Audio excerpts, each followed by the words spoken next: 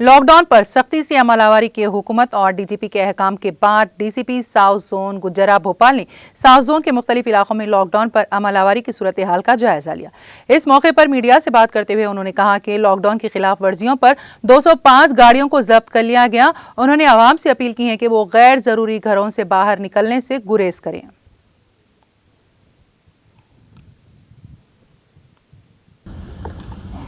आज हम सब जानते हैं 12 तारीख से कंप्लीट लॉकडाउन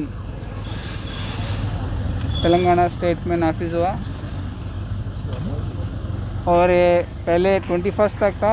अभी महीने के अंत तक भी इसका एक्सटेंड किया गया। हम देख सकते हैं कि जब से लॉकडाउन शुरू हुई केसेस में कभी कमतरी आ रहे हैं, कोविड केसेस कंट्रोल में आ रहे हैं। अभी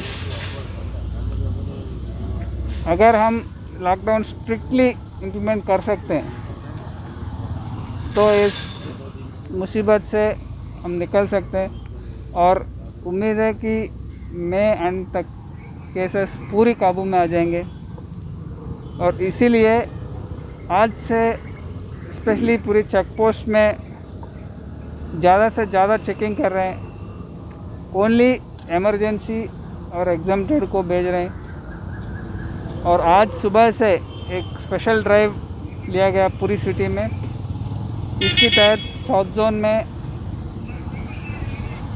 आज 205 व्हीकल सीज किए गए और इन सबको डिजास्टर मैनेजमेंट एक्ट में और एपिडेमिक एक्ट के तहत इस पर केस किए गए।